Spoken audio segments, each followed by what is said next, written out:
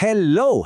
Naisip nyo ba na posible pala na isang libro lang, as in isang libro, ang pwedeng maging sentro ng kasaysayan ng isang buong bansa? Yan mismo yung titingnan natin ngayon. Base sa isang aklat, pag-uusapan natin kung paano daw nangyari yan sa France at kung paano ito humantong sa isa sa pinakamagulong panahon sa kasaysayan nila, ang French Revolution. Okay, simulan natin sa isang malaking tanong. Ano ba talaga ang nangyayari kapag sinubukan ng isang bansa na basta na lang burahin ang isang aklat mula sa kasaysayan nito? Halina't alamin natin ang sagot ayon mismo sa material na ating sinusuri. So para masagot yan, kailangan nating balikan kung saan nagsimula ang lahat. Ayon sa ating source, may isang aklat na sadyang ikinulong at itinago sa mga tao. At ang aklat na to, ang Biblia, ay tinatawag ng ating pinagkukunan na ang dalawang saksi. Bakit dalawa kamo? Kasi daw, ito'y tumutukoy sa dalawang bahagi nito, yung luma at bagong tipan. Sila daw ang dalawang saksi ng Diyos dito sa lupa. Tingnan natin tong timeline para mas maintindihan natin kung gaano ito katagal. Dati-dati, malayang nababasa ang Biblia. Pero pagdating ng 1229 AD, biglang bawal na. Ipinagbawal para sa karamihan. At hindi yan sandali lang daan-daang taon yung dalawang saksi ay nanatiling nakatago. Hanggang sa, eto na, papalapit na tayo sa huling bahagi ng 1700s kung kailan sasabog na ang French Revolution. So anong naging epekto nun?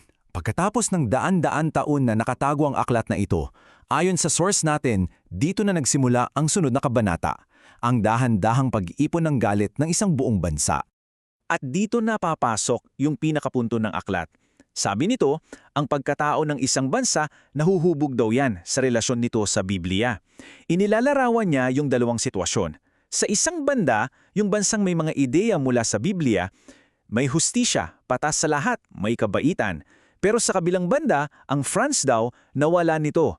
Ang nangyari ay nagkaroon ng mga hindi patas na patakaran, naghirap ang mga mahihirap, at lumaki ng lumaki ang galit sa puso ng mga tao.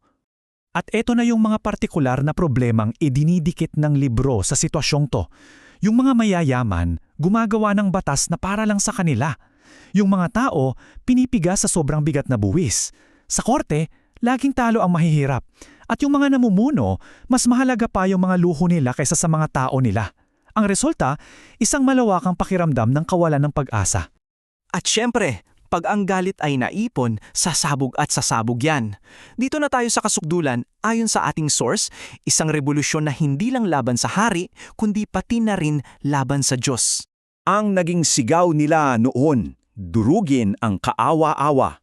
Ayon sa aklat na tinitignan natin, yung tinutukoy nila dito ay si Kristo at ang simbahan. Yan ang naging battle cry nila. Naging isang lantaran na digmaan ito laban sa Biblia. Sinabi sa aklat na tatlo ang mga hakbang na ginawa nila. Una, inalis nila ang relihiyon. Opisyal na sinabi ng mga bagong lider. Tapos na hindi nasasamba sa Diyos ang France. Pangalawa, kinuha nila ang mga Biblia at sinunong sa mga kalsada. At pangatlo, gumawa sila ng bago, ang pagsamba sa tinawag nilang Diyosa ng katwiran. At ano ang naging resulta ng ganitong klaseng digmaan? Well, isang napakadilim na panahon sa kasaysayan ng France, ang tinatawag mismo ng source na panahon ng matinding takot. Literal na bumagsak sa matinding gulo ang buong bansa. Isang panahon na inilalarawan ng aklat bilang ang Reign of Terror. Isipin nyo na lang, yung takot at yung pakiramdam na walang kasiguraduhan araw-araw. At para lang magka-idea tayo kung gaano kalala yung sitwasyon, sa isang punto, sabi ng source, umaabot sa mahigit 200,000 ang mga taong ikinulong. Grabe yung dami, no?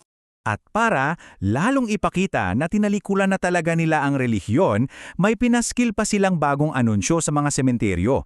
Ang nakasulat, ang kamatayan ay isang walang hanggang pagtulog. Ibig sabihin, wala na, tapos na, walang pag-asa, walang kabilang buhay. Ganun nakatindi. Pero ayon sa ating sinusuri, hindi dito nagtatapos ang kwento. Dahil pagkatapos ng kadiliman, may bagong simula. Sinasabi sa libro na pagkatapos ng mga taon ng takot at gulo, parang napagtanto daw ng mga tao na, teka, parang may kulang. Kaya naman, binaliktad nila yung batas na nagbabawal sa Biblia. Pinayagan ulit. Para lang magkaroon tayo ng perspektibo, bago mangyari ang lahat ng ito, tinatayang nasa 4 na milyong kopya lang ng Biblia ang mayroon sa buong mundo. 4 na milyon. Pero tingnan nyo to, grabe, pagkatapos ng lahat, mahigit 1 bilyong kopya na ng Biblia at mga bahagi nito ang naipamahagi. At yan ay galing pa lang sa 2 bagong Bible Societies. Mula 4 na milyon, naging mahigit 1 bilyon, ang laki ng pinagbago. At may isang magandang kasabihan mula sa libro na parang bumuod sa lahat. Ang Biblia ay isang palihan na sumira na sa maraming martilyo. Ang ibig sabihin daw niyan, kahit gaano karaming beses subukang wasakin, pilitin o sirain, nananatili pa rin ito. Kaya iiwan ko kayo sa isang tanong na ito para pag-isipan natin.